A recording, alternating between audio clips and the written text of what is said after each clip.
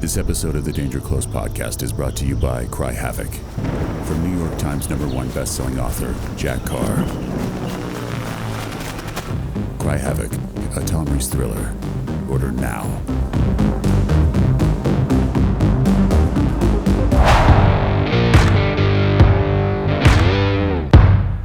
Chapter 2. GRU Headquarters, Moscow, Russian Soviet Federative Socialist Republic, January 24th, 1968. Mikhail Lavrinenko could tell that Sergei Egorov was nervous. That was not uncommon. Everyone was nervous when meeting with the director of the GRU, the main intelligence directorate of the General Staff of the Soviet Armed Forces. Lavrinenko knew that his appearance added to the intimidation factor of his title. Even at this later stage in life, he had maintained the hairline of his youth. His black and gray hair was in a battle that had reached a stalemate, though the GRU director knew that the army of gray would soon overtake its adversary. It was inevitable. He had never considered taming the rogue nose and ear hair that protruded from those appendages at excessive lengths, nor had he once trimmed his eyebrows, which sprouted hair in varying directions. His lack of refined grooming gave him the look of a wild animal. It also helped distract from his significant girth. In certain circles, the GRU was more feared than their neighbors in the KGB, though the KGB certainly held the distinction of having more international recognition. The GRU was the intelligence arm of the Soviet military and therefore had no direct links to its counterpart in the KGB. Two foreign intelligence services serving different masters led to a deep rivalry, with the GRU viewed as subordinate. That perceived standing did not bother Lavrinenko. It allowed the GRU the ability to maneuver in ways that the KGB could not, something that fit his current needs, though he planned to work his way back into the ranks of his former intelligence agency in due course. Perhaps the man before him could accelerate his transfer and promotion. It all depended on how this situation was handled. Egorov had landed at Khodinka airfield on the outskirts of Moscow earlier that morning on a flight from Schönefeld Airport in East Berlin. He was met by rough-looking Spetsnaz soldiers in ill-fitting dark suits and escorted through a special entrance that led directly from the airfield into the GRU headquarters campus, the centerpiece of which was a 9-story glass-encased tower called the Aquarium. It was bordered by a 2-story structure that housed administration and support offices. An adjacent 15-story building that resembled a larger version of Moscow's concrete Khrushchevka communal housing facilities was located just beyond the GRU's gates. It housed the intelligence services employees and their families. Lavrinenko wondered if his guest was aware that the aquarium sat atop a mass grave. Despite the significance of the GRU's mission, its entire headquarters facility was deteriorating. The dilapidated structures stood in sharp contrast to the KGB's Lubyanka building in central Moscow just northeast of Red Square. Lubyanka's towering neo-Baroque structure had once housed an insurance company and was built on the spot where Catherine the Great had headquartered her secret police. Lavrinenko thought it fitting that the building had returned to its roots following the Bolshevik Revolution. He had been proud to work in the yellow and red brick building, walking underneath the hammer and sickle chiseled into the marble over the entrance each morning when he had been tasked with countering the largest and most secretive intelligence agency in the United States, the National Security Agency in Fort Meade, Maryland. He had been entrusted to stand up a new special section of the 8th Chief Directorate, a cryptanalysis department specifically dedicated to penetrating the NSA. He had done so with great success. That was before the fall. The Soviet leadership had made a habit of demoting KGB officers they saw as competition for new leadership. Lavrinenko knew that was part of the cycle. He had seen it before.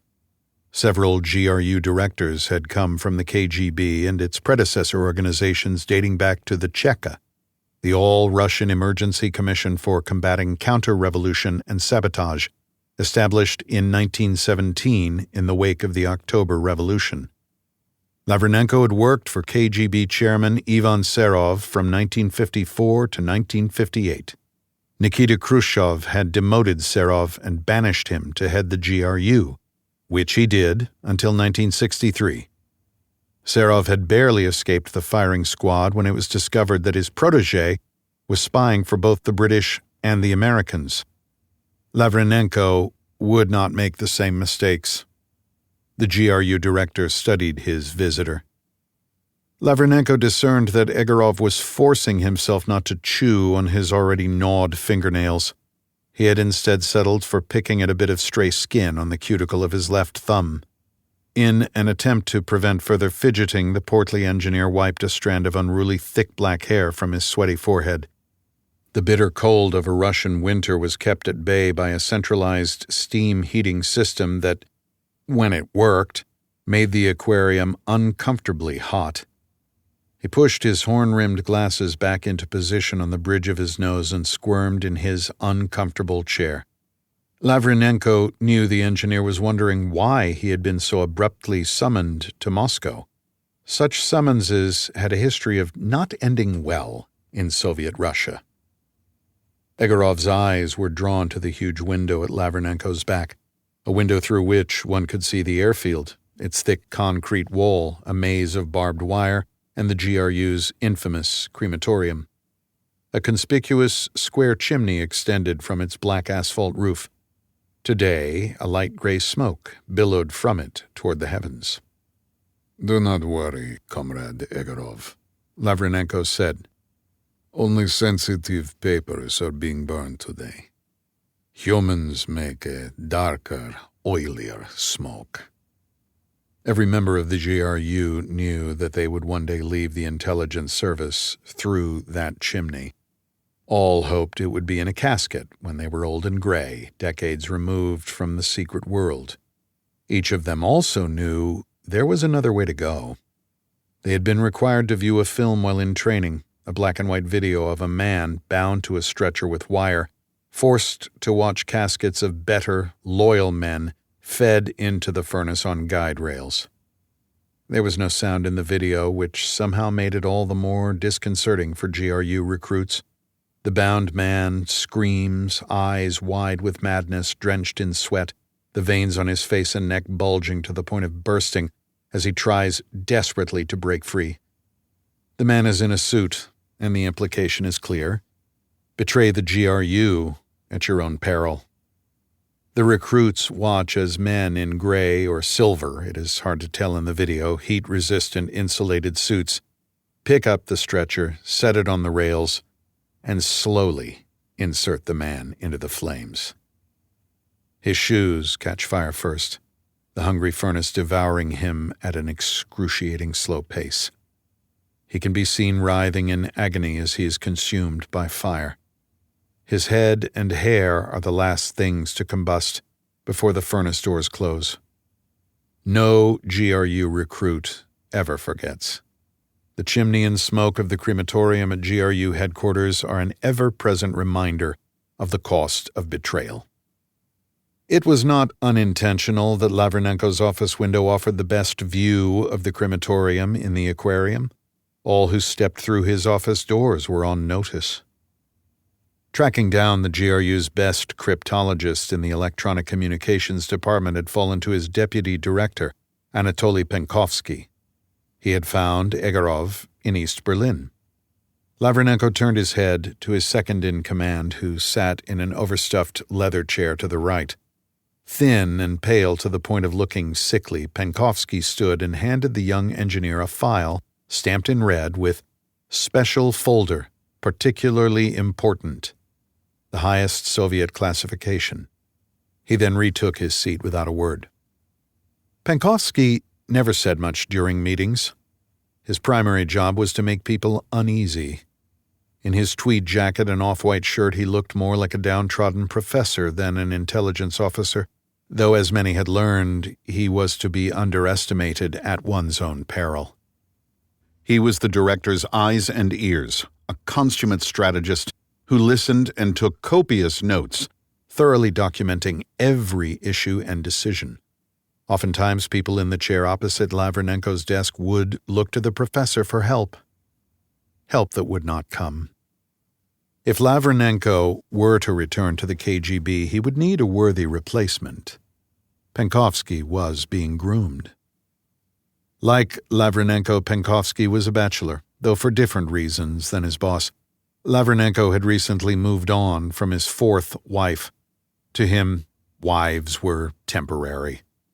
Penkovsky's wife had left him following the death of their child, a boy stricken with tuberculosis. That had been 15 years ago. Neither man had once brought it up. Lavrenenko had learned about it from his subordinate's file.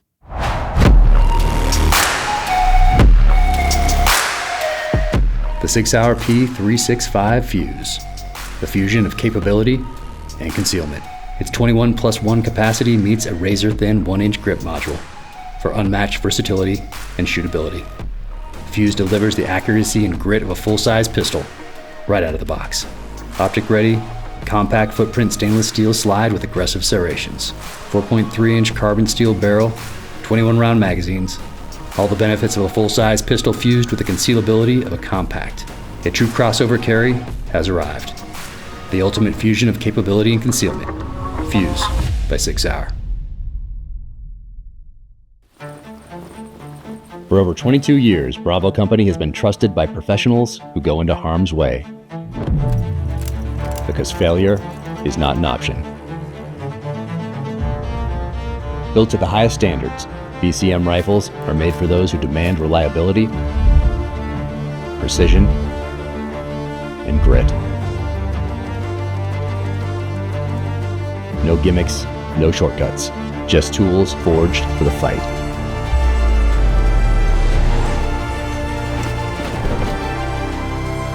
BCM, trusted by warriors, tested by time. Go to BravoCompanyUSA.com to learn more. Lavrenenko dug into a glass jar of nearly room-temperature black caviar with a mother-of-pearl spoon and shoveled it into his waiting mouth while Egorov flipped through the classified file. The director had picked up his caviar habit during the Nazi blockade of Leningrad when it was sold in bulk, back before it had become an expensive delicacy. Exports of the popular black gold in the pre-war years had allowed the Soviet Union to industrialize at an exponential pace.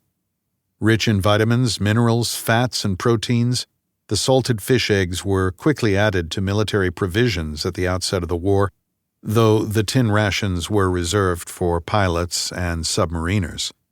They were not wasted on the human fodder thrown against the Germans in a war of attrition in what the West called the Eastern Front. It intrigued the director that the wild sturgeon roe had a role in the Soviet victory of the Great Patriotic War, that something so small and delicate could have such historical impact. Like any good Russian, Lavrenenko washed it down with vodka. Aside from his breakfast and dinner, which he took at his flat, Lavrenenko rarely left his desk at GRU headquarters. Instead, he preferred to summon subordinates to his office while sustaining himself on an incessant diet of Derdep fishery Kladovo caviar from eastern Serbia and his favored Stolichnaya vodka. Kladovo caviar had a history dating back to the 1600s. There was none better. It was rumored to have been the caviar selected for the RMS Titanic's maiden voyage, though that did not end well. Kladovo came from sturgeon that lived the majority of their lives in the Black Sea. At reproductive age, they would journey from the salt water of the sea to the fresh waters of the upper Danube, which offered ideal spawning conditions. The long migration allowed their eggs to reach the final stage of embryonic development. By that stage of the journey, the eggs contained all the nutrients needed for survival of the pending hatch. Roe harvested too early lacked those nutrients. Producing the highest quality roe required patience. Patience was vital to survival in the secret world as well, which was why Lavrenenko had outlived many of his contemporaries. The large man swallowed another spoonful and thought of the dams planned for the Iron Gates Gorge section of the Danube River, which he knew would block the prized sturgeon from their spawning areas. Since the clock was ticking on his favorite caviar, Lavrenenko was determined to enjoy the black pearl of Kladovo while he still could. He recognized that there were some things even beyond the control of the Soviet Union's most ruthless intelligence organization. Lavrenenko's dark eyes never left the engineer as he read, the older man evaluating his subordinate, searching for weaknesses to exploit. Egorov closed the file and tapped the document with his index finger before looking up and shifting his gaze between his two superiors. "So, it's true, we have them?" he asked. "We do," Lavrenenko replied. "The U.S. spy ship, the USS Pueblo, and her crew are in the custody of the Democratic People's Republic of Korea. The General Staff Department of the Korean People's Army's Reconnaissance Bureau has custody of the KW-7, KL-47, and KWR-37. But those are the Americans' most secure cipher machines. You are correct, comrade. The engineer took on an otherwise absent air of confidence. He was now in his element. Or perhaps he was relieved that he was not being sent to the crematorium. You built the rotor reader, a device that copies American keying material, did you not? Asked Lavrenenko. I did. How?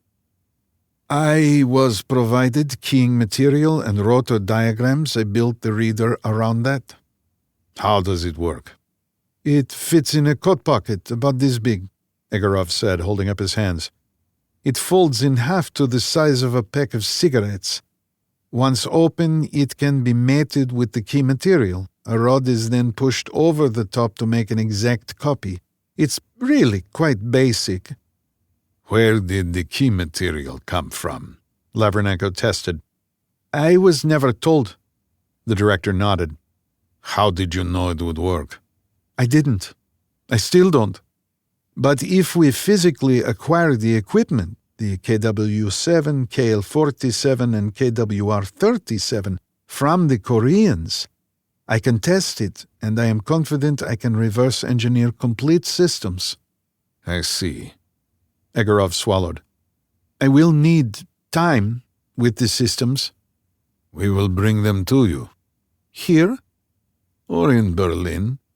Berlin would be best. I have access to machinery with tighter tolerances in my lab there. What exactly do we have? The KL-47 was slightly damaged, but we recovered a fully intact KWR-37 and KW-7, along with a KWQ-8 repair kit, additional cryptographic equipment, keying materials, maintenance manuals, and operating instructions. There may be more, as it is still early in the exploitation process. Lavrenenko studied the smaller man. You seem troubled. As I am sure you are aware, Director, even with these devices that allow for real-time encryption, offline encryption, and receiving fleet transmissions, the Americans must have already changed the codes. They will discern that the Koreans have shared all intelligence from the Pueblo with us. The machines without updated keying material, the correct codes, will be useless. Kirchhoff's principle. What? Kirchhoff's principle, formulated by Dutch cryptographer August Kirchhoff. He found that the most secure crypto system was one that would not be compromised if it was known by the enemy. Explain. In other words, design the system under the assumption that your enemy will compromise it. Make that your given. If that is true, how do you make it unusable? You change the key. That principle forms the foundation of all modern cryptographic innovation. We may have the American encryption machines, but if they change the key, which they invariably have, those machines are essentially useless. Egorov looked from Lavrenenko to Penkovsky. We would need someone on the inside, passing us new keying material for this exercise to be useful."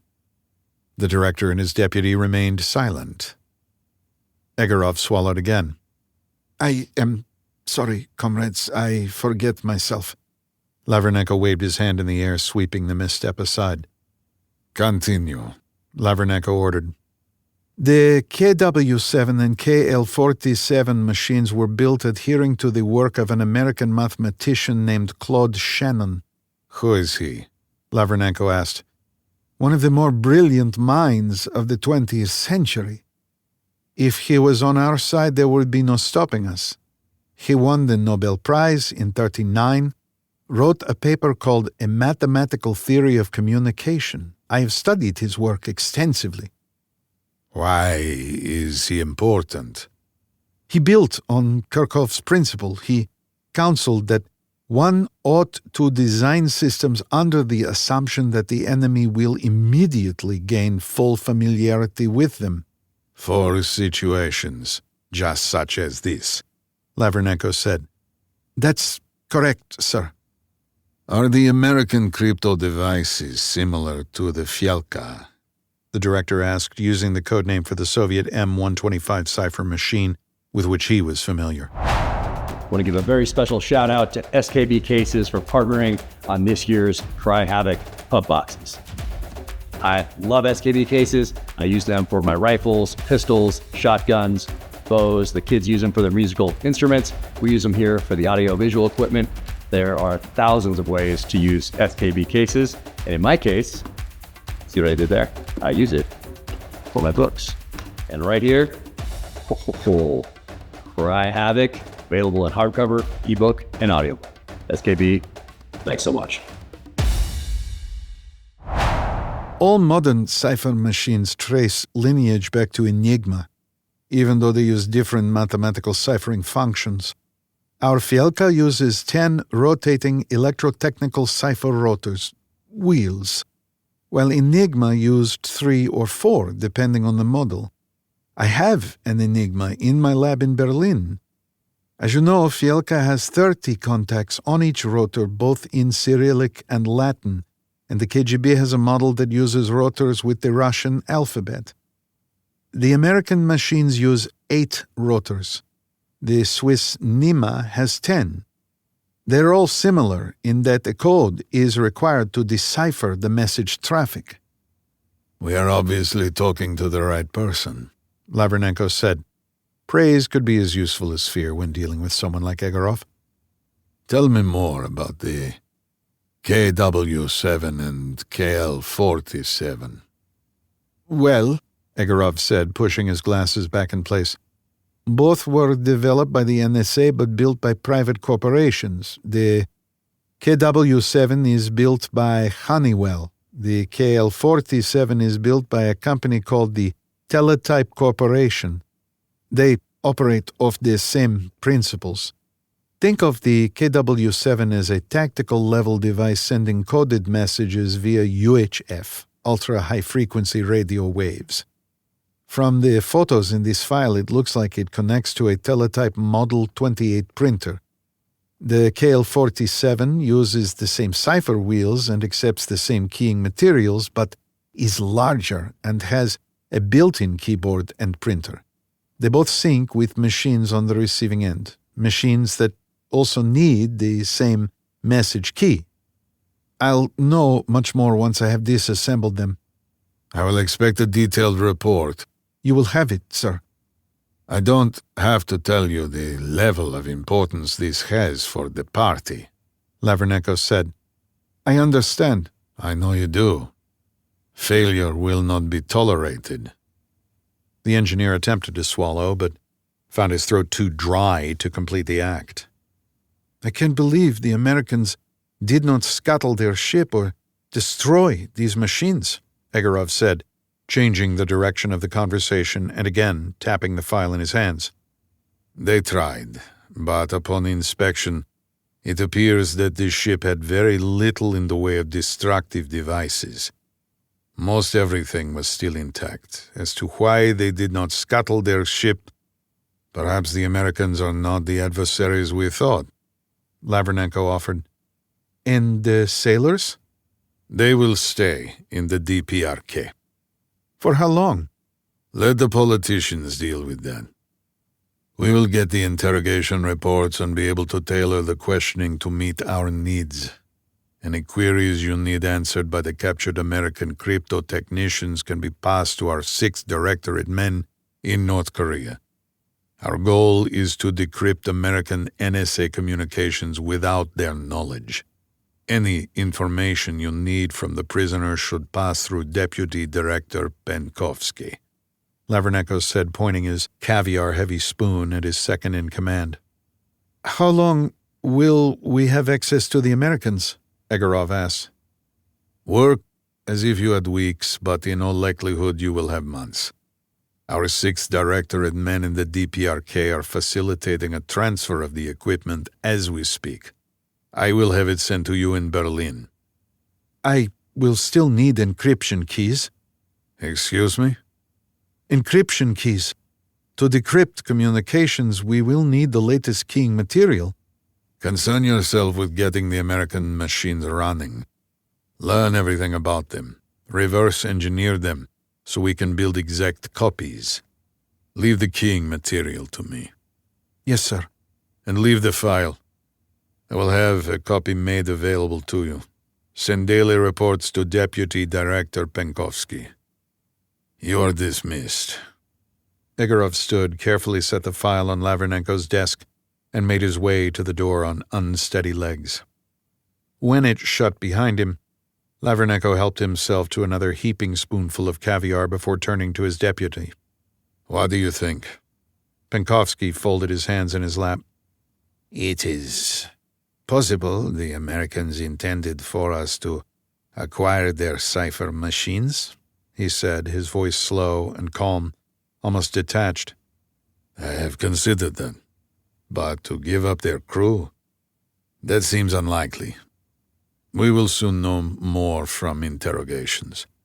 How could they not have destroyed all the sensitive material? From the reports, it would seem they had the time, Lavernenko observed.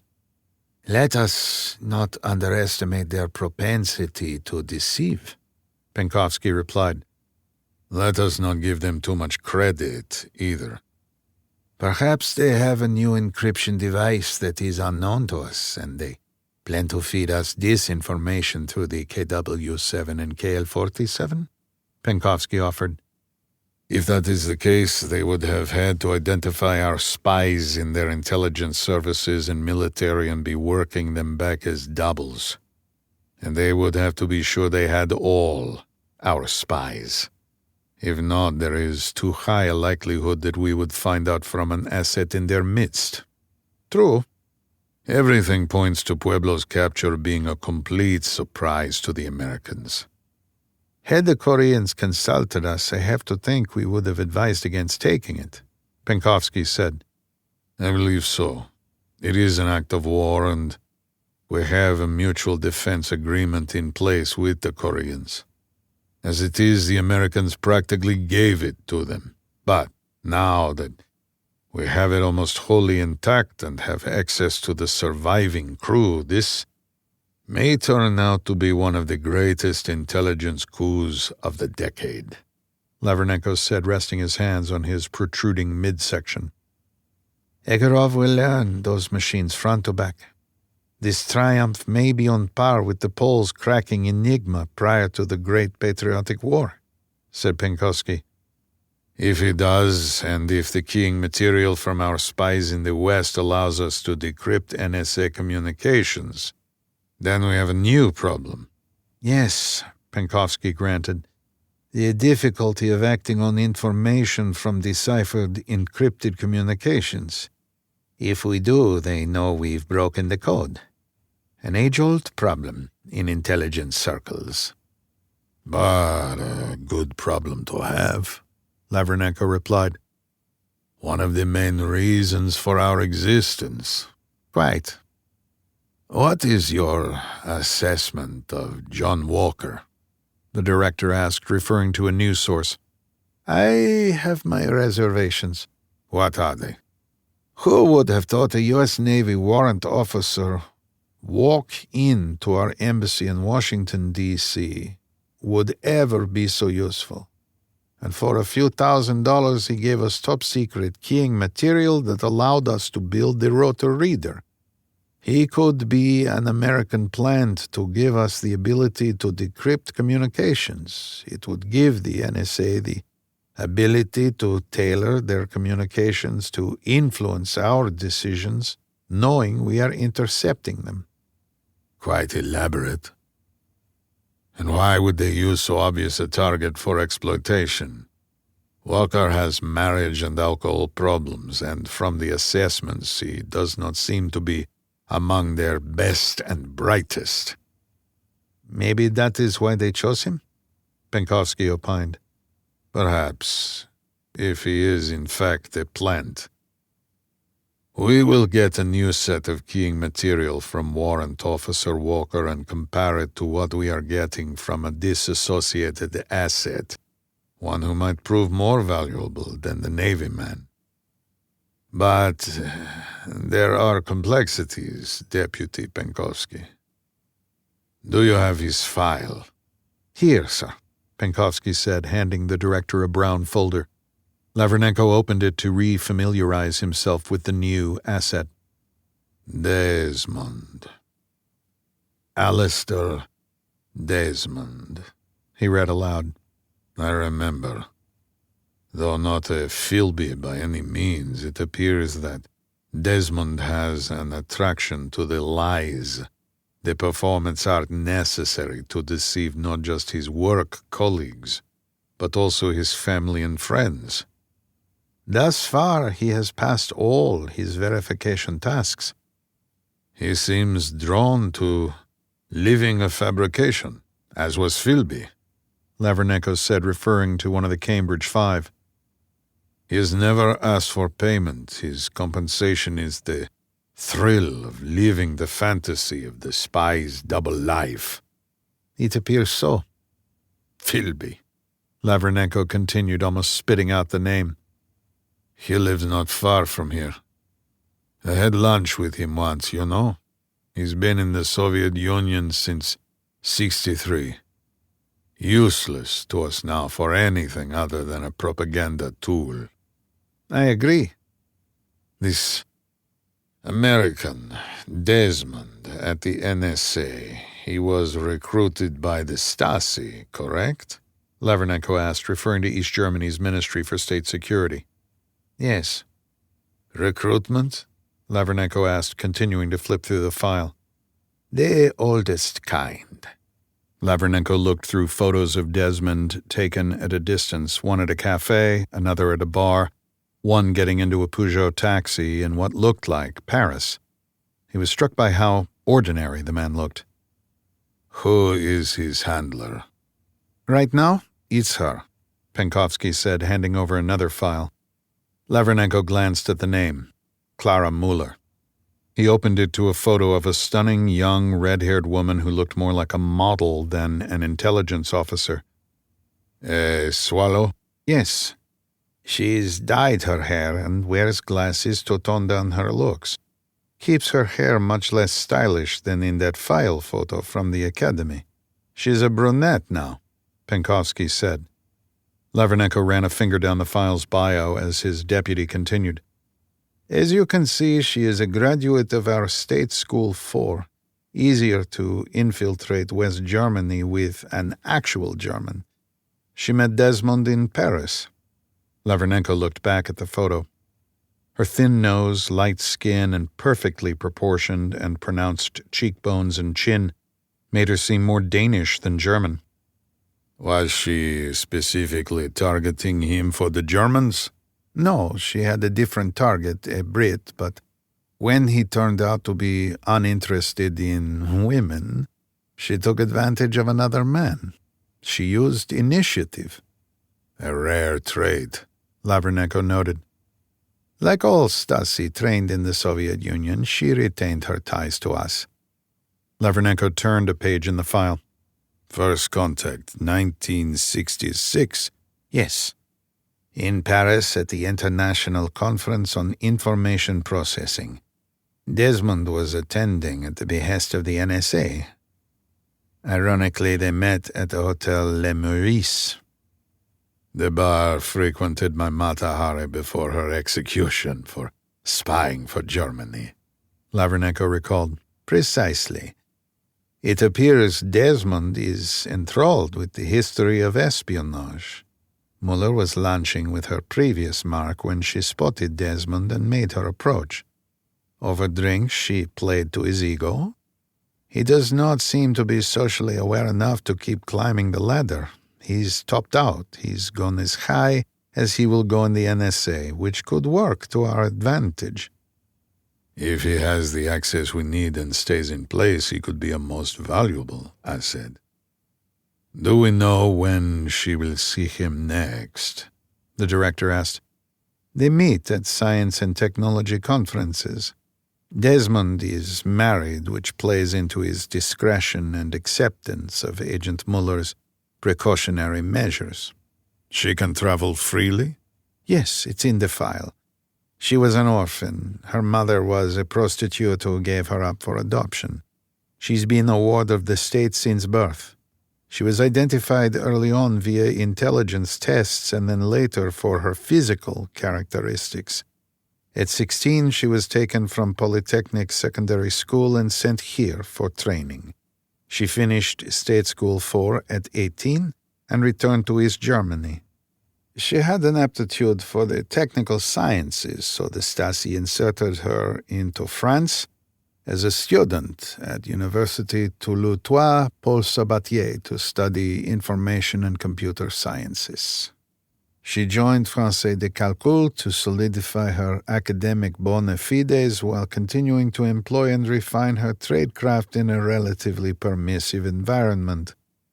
She applied for a job in West Germany after university and was hired by Nixdorf Computer Corporation in Paderborn.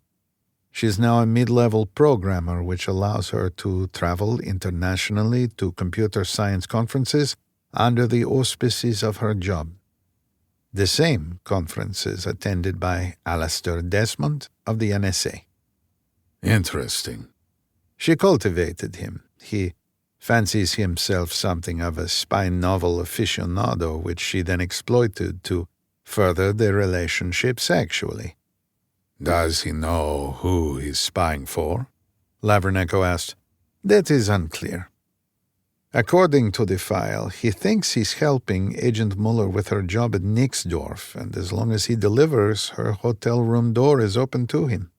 She assesses that he sees it as industrial espionage. As you know, our swallows can be very persuasive.